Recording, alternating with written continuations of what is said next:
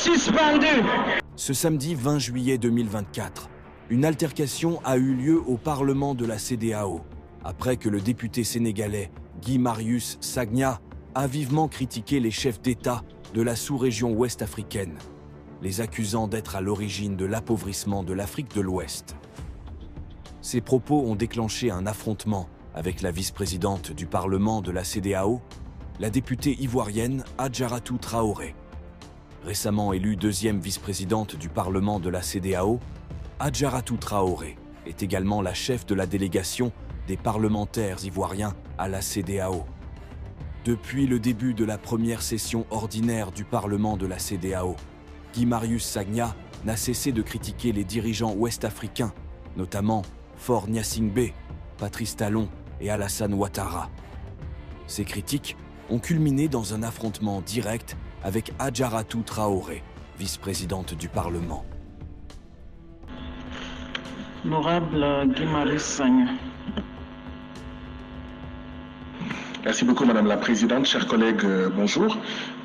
Merci au PNUD qui nous a fait un bon exposé avec des éléments très importants, très intéressants, que je trouve fiables.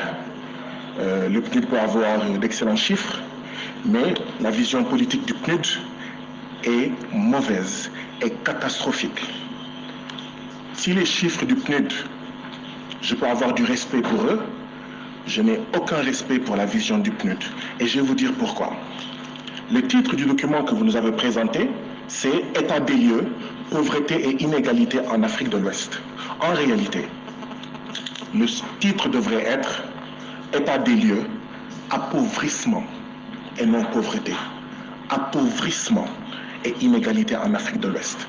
Tant que le PNUD va continuer à dire pauvreté, le PNUD en réalité n'est pas dans une perspective de soutenir la sortie du sous-développement. C'est appauvrissement. Nous sommes les pays les plus riches de la planète Terre.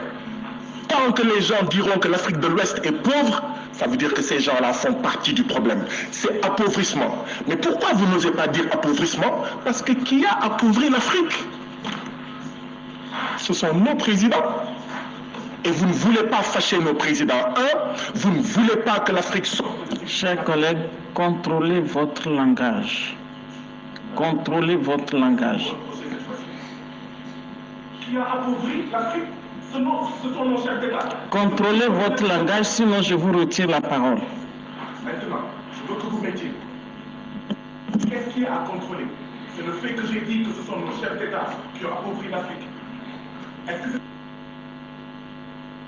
Comme ça, je vais changer. Mais qui a dit oui?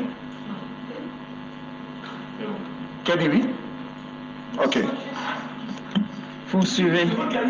Elle me dit que je ne contrôle pas mon langage. Je veux savoir. Oui, mais vous dites que les chefs d'État ont appauvri l'Afrique. C'est une insulte? Mais c'est la manière de présenter. Non, est-ce que c'est une insulte de dire que nos chefs d'État ont appauvri l'Afrique? Oui, mais c'est la manière de présenter, c'est la manière de présenter. S'il vous plaît, honorable collègue, chers collègues, c'est la manière de présenter.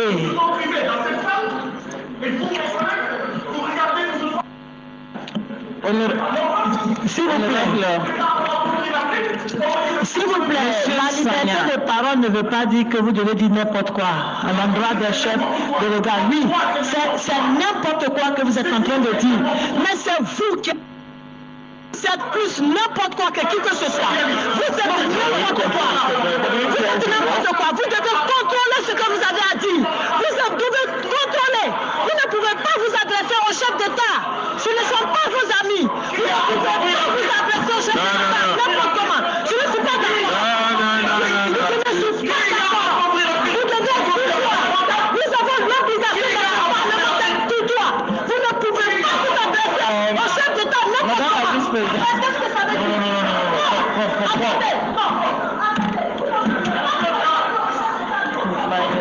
My phone is...